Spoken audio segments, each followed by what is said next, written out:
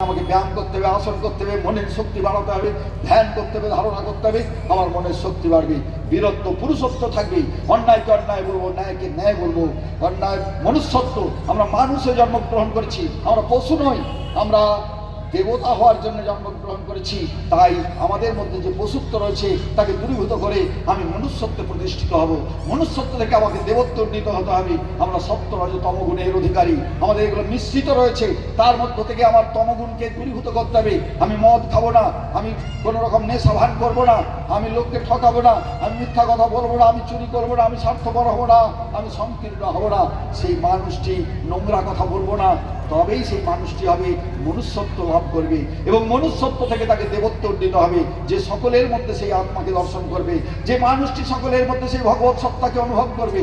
জীব ব্রহ্ম হইব না পরে বলেছে, এখন চিন্তা করবে জীব তো ব্রহ্মা ছাড়া আর কিছু নয়, প্রত্যেকটি জীবের মধ্যে সেই ভগবত সত্তা রয়েছে। তখন উপলব্ধি করতে পারবে সেই মানুষটি দেব মানুষে রূপান্তরিত হয়েছে, তার মধ্যে আপন পর কেউ নেই, সকলেই তার আপন, সকলকার কল্যাণের জন্য সে সচেষ্ট থাকে, সেই মানুষটি দেব মানুষ। তাই আমাদের মধ্যে সেই সত্যের জাগরণ প্রয়োজন, সত্যের প্রতিষ্ঠা প্রয়োজন। তমগুণ থেকে সত্যগুণ, রজগুণ থেকে সত্যগুণে আমাদেরকে প্রতিষ্ঠিত হওয়া প্রয়োজন। তাই আমার শাস্ত্র বিভিন্ন পথ দেখিয়েছে, আমার বিভিন্ন পন্থা আছে, কিন্তু প্রতিটি পন্থার শেষ কথা হচ্ছে লক্ষ্য আত্মানুবৃদ্ধি।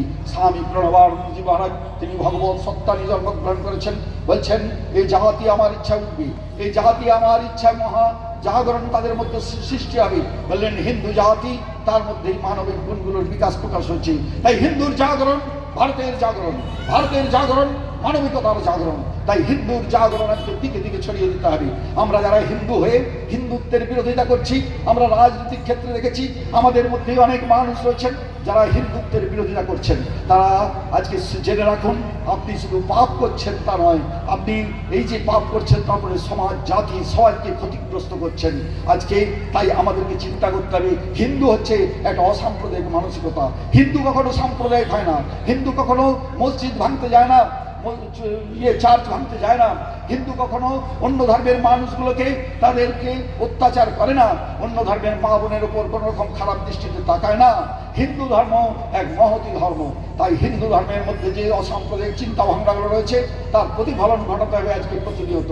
স্বামী প্রণবানন্দজি মহারাজ তিনি জীবন গাথায় আমরা দেখতে পাই তার জীবন হচ্ছে একটি চলমান আদর্শ। তিনি সেই আদর্শকে প্রতিষ্ঠা করে গেছেন।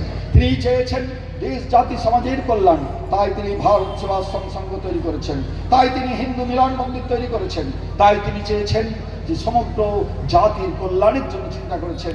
আজ তাই গ্রাম থেকে গ্রামান্তরে, শহর থেকে শহরান্তরে পরিভ্রমণ করে ভারত সেবাশ্রম সংঘের সন্ন্যাসী ব্রহ্মচারী কুল আজকে কি করছেন, দেশ জাতি সমাজের মানুষের মধ্যে চেতনার জাগরণের জন্য প্রয়াস গ্রহণ করে চলেছেন। আজকে ভারত সেবাশ্রম সংঘ হিন্দু রক্ষী দল তৈরি করেছে। আজকে হিন্দু রক্ষী দলে আমরা হিন্দুদেরকে খুঁজে পাই না। যে সমস্ত যুবক ভাইরা রয়েছেন তারা বলেন এই হিন্দু রক্ষী দলের কাজ তারা করবে, আমরা রাজনীতি করছি, আমরা বিভিন্ন রাজনৈতিক দলে গেলে আমরা আমাদের স্বার্থ সিদ্ধি হবে। কিন্তু হিন্দু রক্ষী দল করলে কি হবে? আজকে যদি ভারতবর্ষ যদি আজকে এই হিন্দু রাষ্ট্র থেকে অন্য ধর্মের রাষ্ট্রে পরিণত হয়ে যায়, তখন আপনারা এই বাংলাদেশের মতো, তখন এই দীপু দাসের মতো আপনাদেরকে জ্যান্ত গাছে ঝুলিয়ে দিয়ে আপনাদের পড়াবে, আপনার মা বোনগুলোকে তুলে নিয়ে চলে যাবে। আপনারা তখন চিন্তা করবেন যে ভারত সেবাশ্রম সংঘের স্বামীজিরা বলেছিল, স্বামী প্রণবানন্দজি বিধান বলে দিয়েছিলেন, হিন্দুরা এক হও, অন্যায়ের প্রতিকার করো, প্রতিবিধান করো, অন্যায়ের সঙ্গে সঙ্গ নয়। আমার রাজনীতিক দলের এক শ্রেণীর মানুষ আমাদের হিন্দুদেরকে তার ক্ষতিগ্রস্ত করার জন্য আরো সমস্ত রাজনৈতিক দল তৈরি করেছেন, যারা প্রতিনিয়ত কি করছেন, তারা হিন্দুদেরকে কি করে ক্ষতি করা যায়, যে সমস্ত হিন্দু অপশক্তিগুলি ভারতবর্ষের বুকে বিভিন্ন প্রান্তে রয়েছে, সেই অপশক্তিগুলিকে ধ্বংস করতে হবে। আমার ভগবান রামচন্দ্র করেছেন, আমার ভগবান শ্রীকৃষ্ণ করেছেন, আমার মা দুর্গা করেছেন, মা কালিকা করেছেন, আমার দেবাদিদেব মহাদেব করেছেন। আজকে আমাদেরকে সেই আদর্শ গ্রহণ করতে হবে। আমরা নামে হিন্দু কিন্তু আমরা কাজে হিন্দু নই। আমরা পূজা করতে শিখেছি, পূজা আমরা করি না, আমরা উৎসবে পরিণত করি। আমরা উৎসব করতে যেয়ে আমরা অন্যায়কে আমরা কি করছি, অন্যায়কে চোখে দেখেও দেখি না। আজকে আমরা দেখেছি গ্রাম থেকে এই গ্রামান্তরে যখন পরিভ্রমণ করি, যখন বিভিন্ন শহরে, আজকে উত্তর পূর্বাঞ্চলে অরুণাচল থেকে ত্রিপুরা পর্যন্ত প্রায় প্রত্যেকটি রাজ্যে আমি পরিভ্রমণ করি প্রতিনিয়ত, আমি দেখেছি যে হিন্দুত্বের মানুষ খুঁজে পাওয়া মুশকিল। আজকে স্বামী প্রণবানন্দজি মহারাজ বললেন হিন্দুত্বই ভারতীয়ত্ব।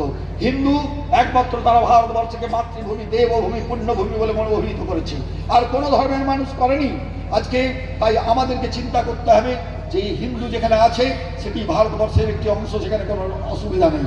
কিন্তু হিন্দু যেখানে কমে গেছে সেখানেই ভারতবর্ষের প্রতি আক্রমণ এসেছে, অত্যাচার হয়েছে। তাই আমাদেরকে সেই হিন্দু ধর্মের প্রচার এবং প্রসার করতে হবে। আজকে হিন্দু ধর্মের প্রচার প্রসারের মধ্য দিয়ে দেশ, জাতি, সমাজের শুধু কল্যাণ নয়, পৃথিবীর কল্যাণ সম্ভব। তাই স্বামী প্রণবানন্দজি মহারাজ এই ভারত সেবাশ্রম সংঘ তৈরি করেছেন।